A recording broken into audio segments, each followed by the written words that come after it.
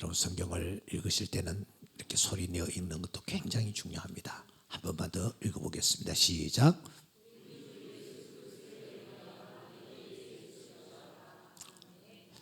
자, 한 절 이번에는 좀 또박 외우는 심정으로 한번 같이 읽어보도록 하겠습니다. 시작.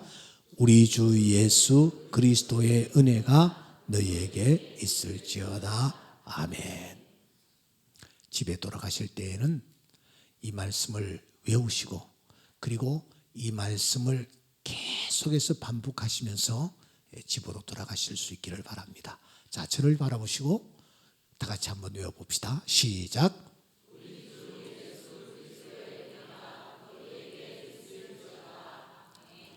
예, 마지막 부분에는 아멘 하면은 더 좋을 것 같아요.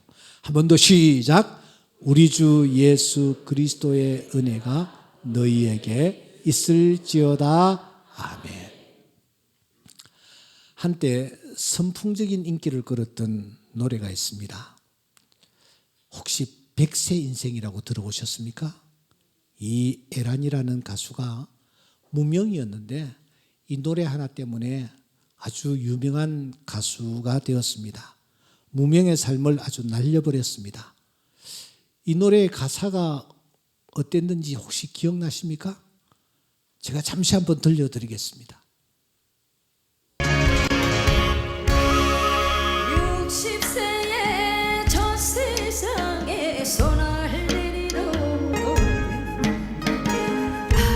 아직은 젊어서 못 간다고 전해라. 70세에 저 세상에 손을 내리러 오거든 할 일이 아직 남아 못 간다고 전해라.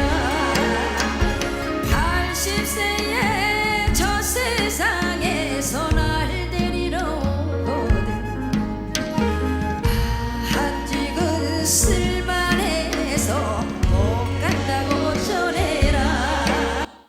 예, 이 노래가 상당히 중독성이 있습니다. 왜냐하면 가사가 이렇게 반복되고 음률이 반복되기 때문입니다. 이 사람은 아주 교만합니다. 왜냐하면 60세부터 시작하기 때문입니다. 예, 60세에 저 세상에서 날 데리러 오거든 아직은 젊어서 못 간다고 전해라. 예, 70세에 저 세상에서 날 데리러 오거든 할 일이 아직 남아 못 간다고 전해라. 80세에 저 세상에서 날 데리러 오거든 아직은 쓸만해서 못 간다고 전해라. 80세인데 쓸만하답니다. 90세에 저 세상에서 날 데리러 오거든 내가 알아서 갈 테니 재촉 말라 전해라.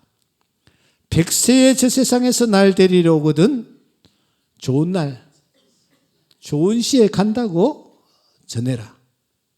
2절은 이렇게 또 이어집니다. 80세에 저 세상에서 또 데리러 오거든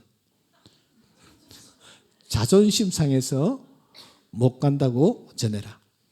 90세에 저 세상에서 또 데리러 오거든 알아서 갈 텐데 또 왔냐고 전해라. 뭐 이런 가사입니다. 예, 윗사람이 아랫사람에게 명령하는 듯한 그런 가사입니다. 하지만 여러분, 이 세상에서 자기 생명을 자기가 임의로 좌지우지하면서 살아가는 사람이 있나요? 단 한 사람이라도 있나요? 최근에 승려 한 분이 스스로 목숨을 끊었습니다.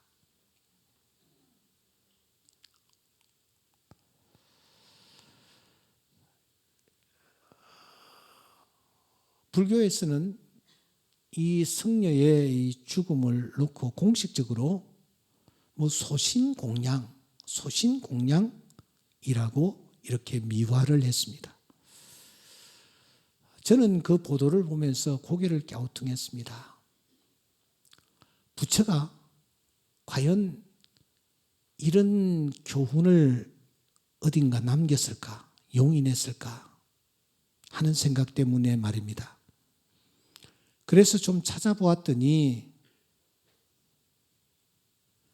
불교에서 가장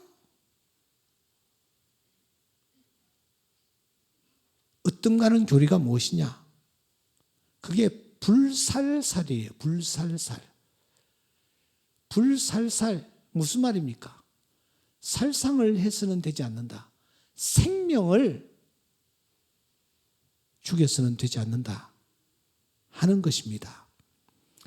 다른 어떤 존재의 생명을 죽여서는 안 된다. 이것이 이 불교의 가장 어떤 교리입니다. 그러니까 그 생명 속에는 자기 자신의 생명도 포함되어 있는 것입니다.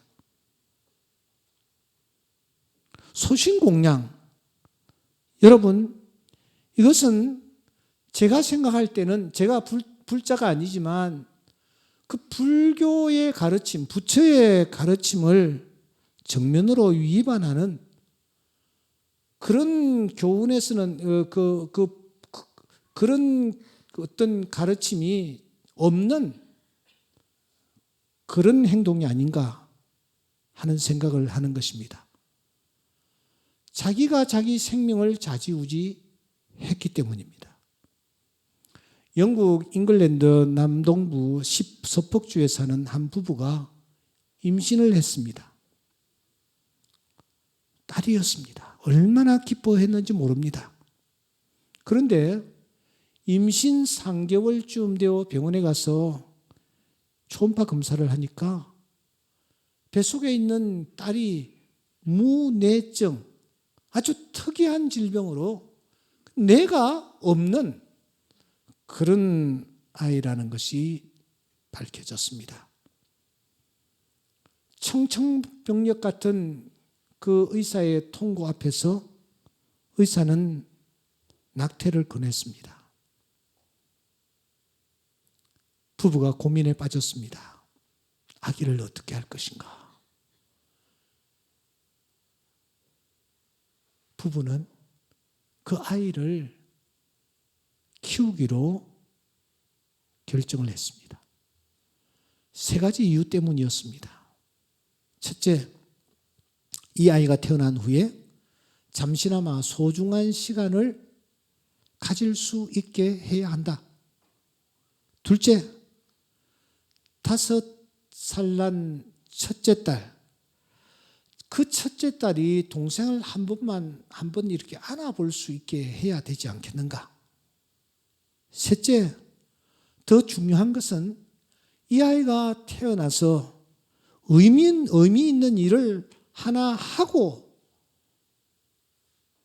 세상을 떠나게 해야 되지 않겠는가 하는 3가지 이유를 들어서 아이를 대중에서 키우기로 한 것입니다. 드디어 그 어린 서문이 태어났습니다. 몸무게가 겨우 1kg에 불과했습니다. 예견한 대로 무내였습니다.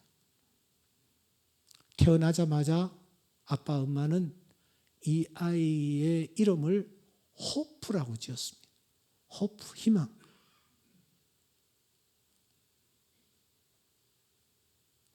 그 아이가 태어나서 74분 동안 숨을 쉬었습니다. 74분 하면은 우리가 오늘 이 금요 성취회에 예배드리는 시간하고 거의 맞먹습니다. 74분 동안 아이가 세상에 머물다가 아이가 눈을 감았습니다. 부모는 이렇게 말합니다. 우리는 아이가 살아있는 74분 동안 그 누구도 말을 하지 않았다. 그저 그 딸 아이를 안아줬다. 74분 후에 숨을 겨눈 호프는 곧바로 수술실에 들어갔고 성인 환자 한 명에게 2 신장을 이식을 해주고 아이의 그 간세포는 냉동이 되어서 간 이식을 기다리는 환자들에게 전해졌습니다. 병원 측에서는 아빠 엄마에게 그 아이의 손도장과 발도장 그리고 사진이 담긴 상자를 건네주었습니다. 상자를 건네받은 이 부부는 이렇게 말합니다. 우리 딸은 비록 장애가 있었지만 작은 인형처럼 아름다웠다. 비록 74분밖에 살지를 못했지만 일생 동안 다른 이들이 하는 것보다 훨씬 많은 일을 했으며 그래서 우리는 우리 딸의 영웅처럼 느껴진다.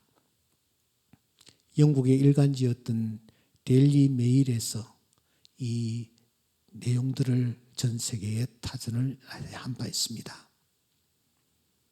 90세에 저 세상에서 날 데리러 오거든 알아서 갈 테니 재촉 말라 전해라.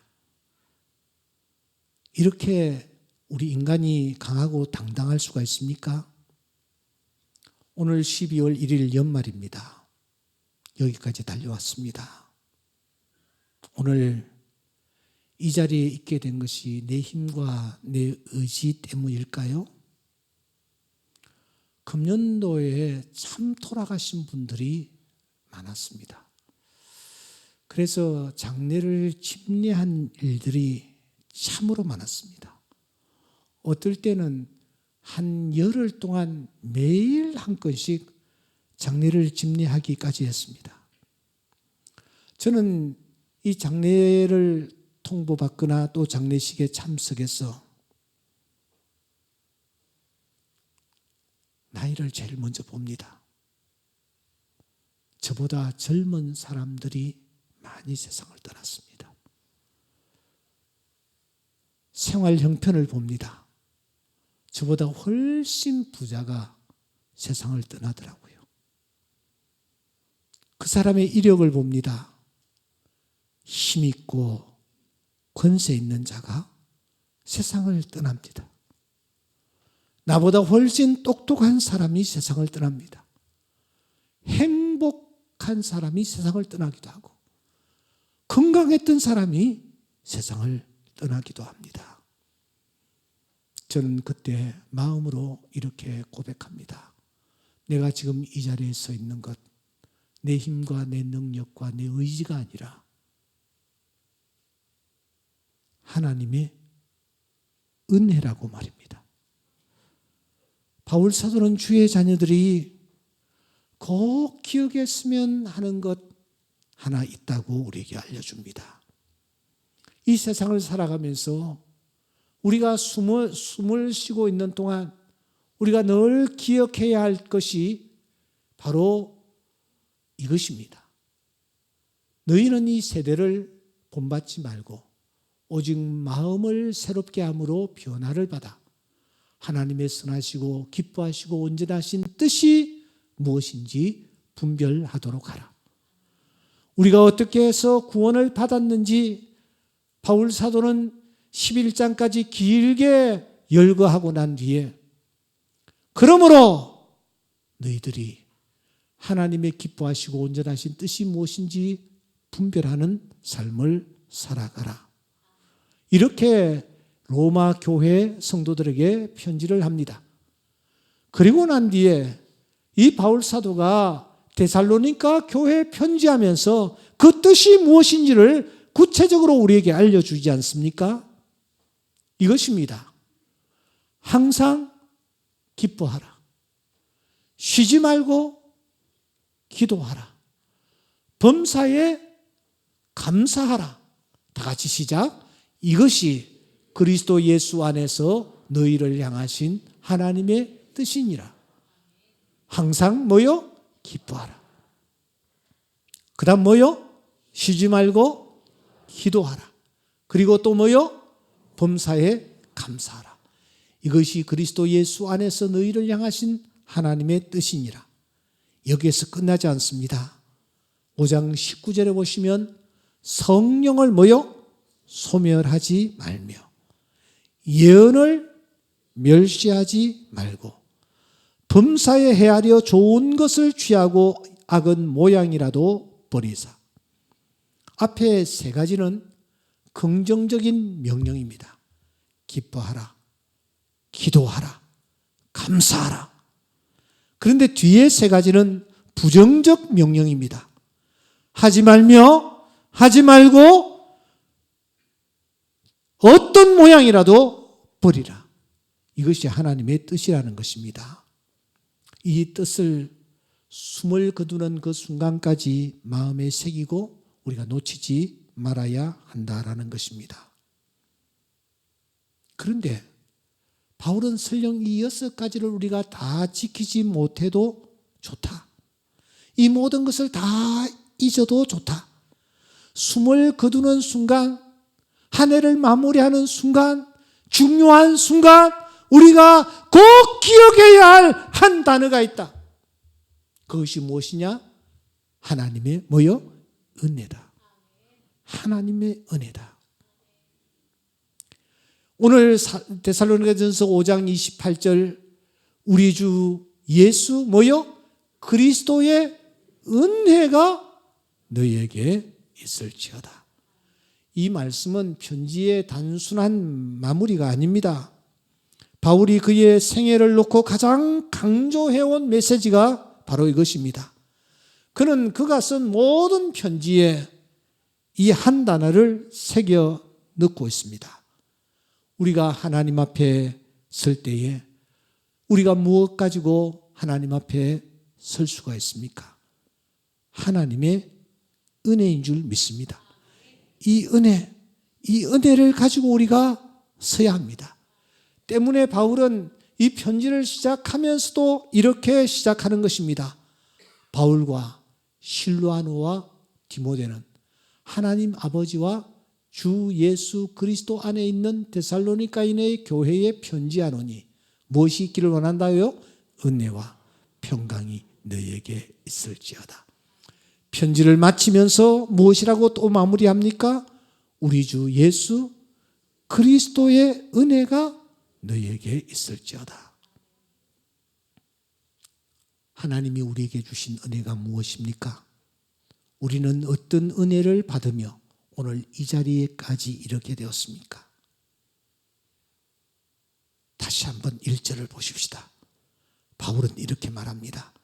바울과 실로아노와 디모데는 하나님 아버지와 주 예수 그리스도 안에 있는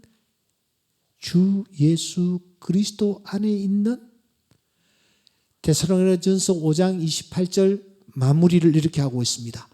주 예수 그리스도의 은혜가. 1절과 마지막 절 다시 한번 비교해 보십시다. 무엇이 반복되고 있습니까? 그것입니다. 주 예수 그리스도. 주 예수 그리스도. 그러니까 주 예수 그리스도의 은혜라는 말입니다. 무슨 말입니까? 무슨 말입니까? 그분이 나의 주가 되신 것이 은혜인 줄 믿습니다. 그분이 나의 주가 되신 것. 그분이 누구십니까? 요한일서 1장 1절 말씀해 보시면 태초부터 있는 생명의 말씀에 관하여는 우리가 들은 바요 눈으로 본 바요 자세히 보고 우리의 손으로 만진 바라. 이제도 계시고 전에도 계셨고 장차 오실이다. 그분이 나의 주님이 되셨어요.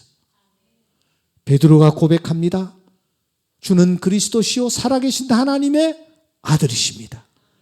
도마가 고백합니다. 나의 주시며 나의 하나님이십니다. 여러분, 그분이 나의 주가 되신 이 사실이 나에게 은혜인 줄 믿습니다. 나는 그분을 주로 모실 수가 없습니다. 그런데 그분이 친히 나의 주인이 되셔서 나를 주관하시고 간섭하시고 인도하여 주셔서 오늘 이 자리까지 이르게 해 주신 줄 믿습니다. 둘째로 그분이 이 땅에 예수로 오신 것 은혜인 줄 믿습니다. 그분은 하나님과 본체가 하나이셨습니다. 그런데 주가 되시는 것으로 만족하지 아니하셨습니다. 그는 하나님과 본체이셨으나 하나님과 동등된 금을 취할 것으로 여기지 아니하시고 자기 형체를 비워 종의 형체를 가지사 사람들과 함께 되셨습니다. 사람의 모양으로 나타나셨습니다. 자기를 낮추셨습니다. 아들을 낳으리니 이름을 예수로 하라. 이는 그가 자기 백성을 저희 죄에서 구원할 자이십니다. 성탄절이 가까워 오고 있습니다. 성탄절이 무엇입니까? 하나님과 본체이신 그분이 우리와 똑같은 몸을 입으시고 이 땅에 오신 것. 이 놀라운 사실, 우리에게 주어진 하나님의 은혜임을 믿습니다. 마지막으로 그분이 나의 그리스도가 되신 것, 이것이 은혜인 줄 믿습니다. 이 땅에 오신 것으로 그분은 만족하지 않습니다.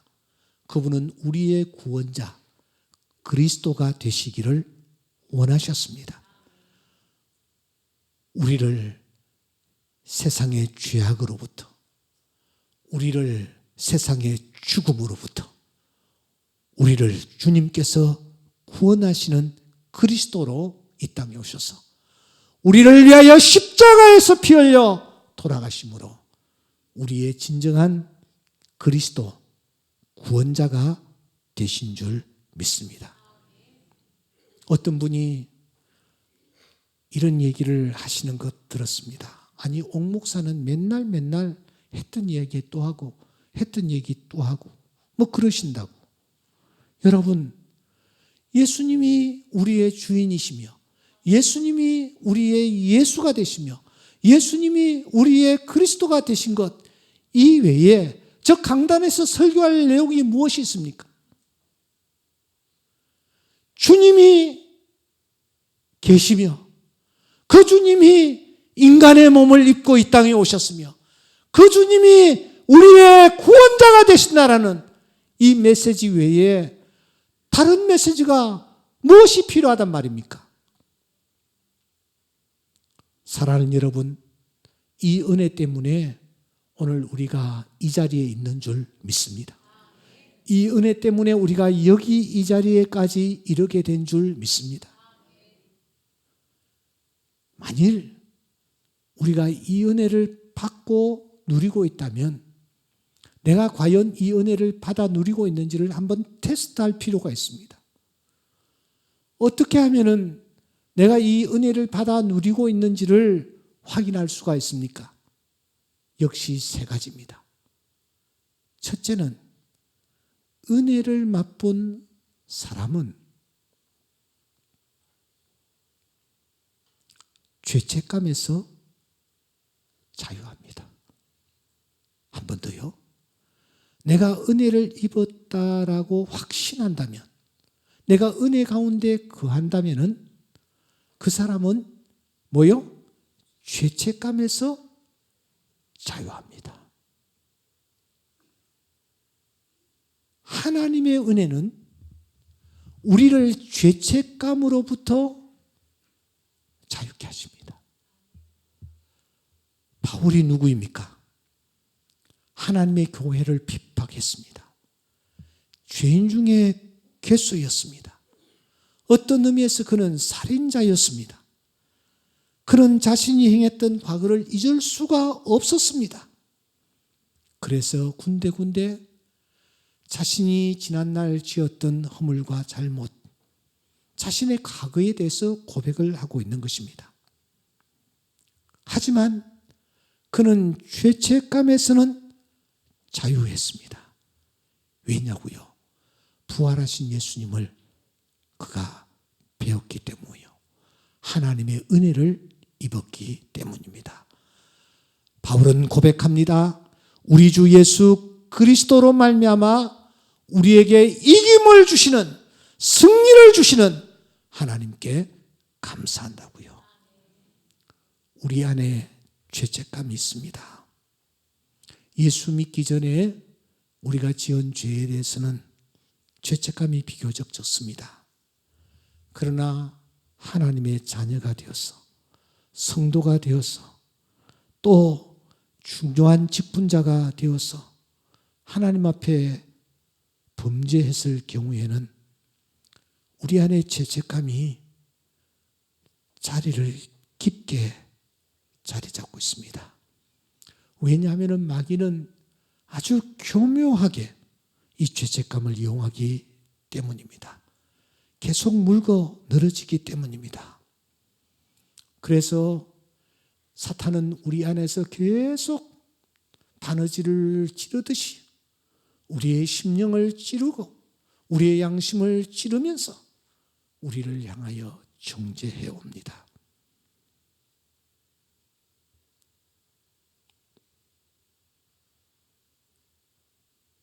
그러나 여러분, 하나님의 은혜는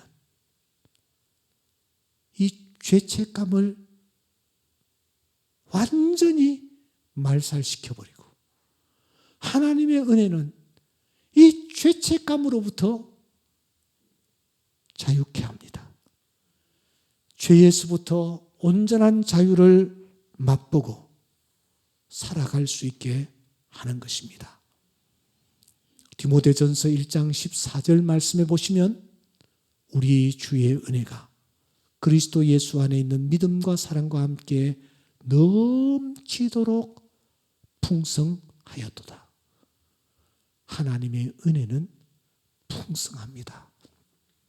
우리 안에 있는 모든 죄악을 사할 뿐만 아니라 죄책감으로부터 우리를 자유케 합니다. 지난 한 해 동안 어떻게 달려오셨습니까?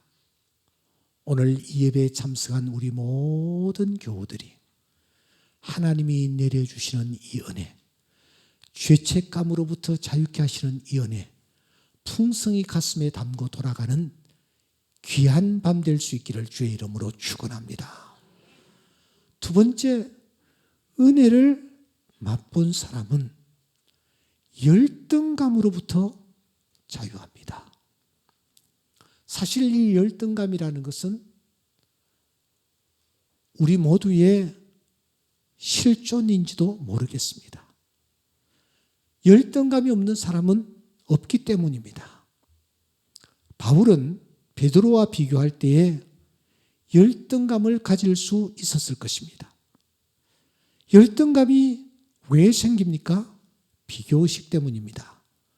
남과 자신을 비교하면서 열등감이 생기게 됩니다. 마귀가 사용하는 중요한 도구 중에 하나가 바로 이 열등감입니다. 끊임없이 우리 안에 심어주기 때문입니다. 그래서 우리로 하여금 진정 우리가 바라보아야 할 주 예수 그리스도를 바라보지 않고 내 곁에 있는 사람과 환경을 바라보게 만듭니다. 그래서 우리 안에 열등의식이 생기는 것입니다. 학교, 가지고 있는 물질, 생김새, 스타일, 가정, 이런 것들을 보면서 자꾸 내 안에 열등감을 씹어가는 것입니다. 하나님은 열등감 대신에 우리 안에 창조의식을 심어주십니다. 상품과 작품의 차이가 무엇인지 우리는 알고 있지 않습니까?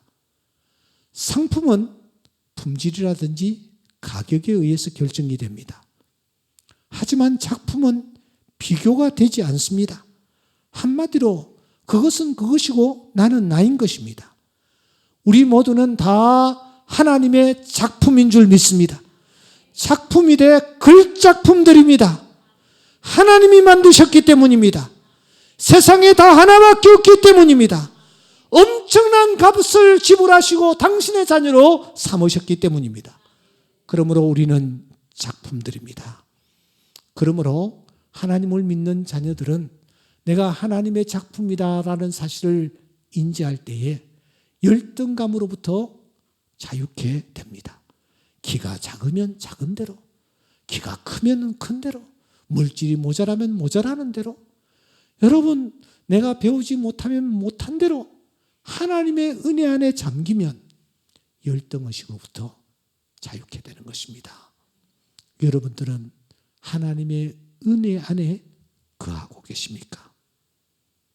마지막, 은혜를 맛본 자는 하나님 앞에 충성합니다. 충성합니다. 바울 사도는 이렇게 고백합니다.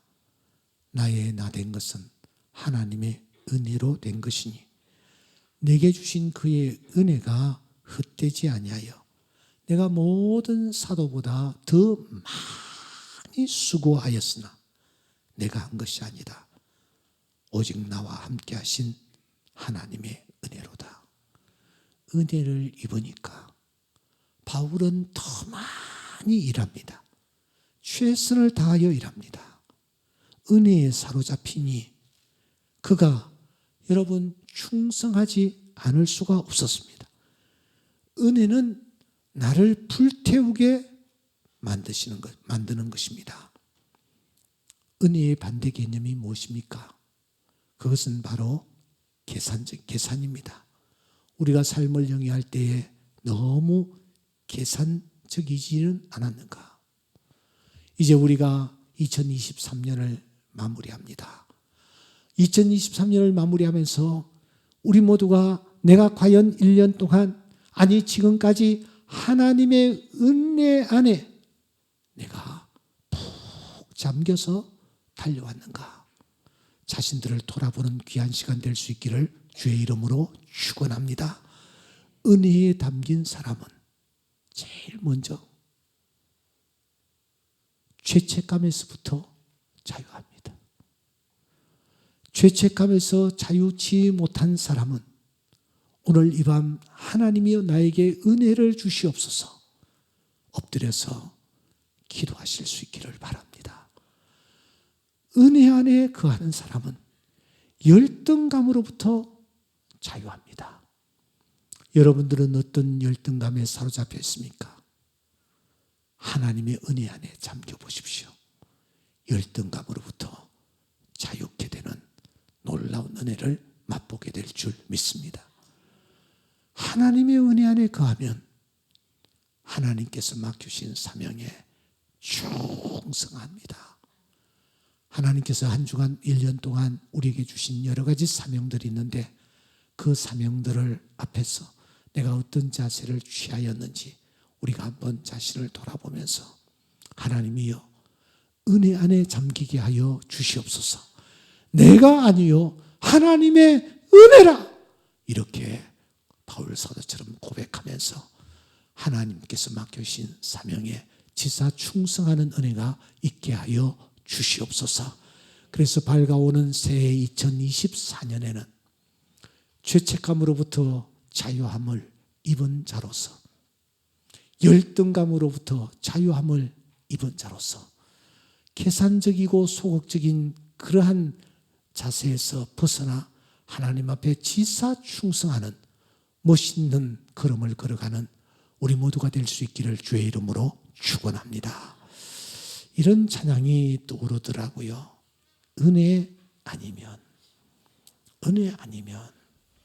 어둠 속 헤매이던 내 영혼 갈 길 몰라 방황할 때에 주의 십자가 영광의 그 빛이 나를 향해 비추어 주셨네. 주홍빛보다 더 붉은 내 죄 그리스도의 피로 씻기어 완전한 사랑 주의 은혜로 새 생명 주께 얻었네. 은혜 아니면 나 서지 못하네. 우리 찬양 같이 한번 하나님 앞에 올리기를 원합니다.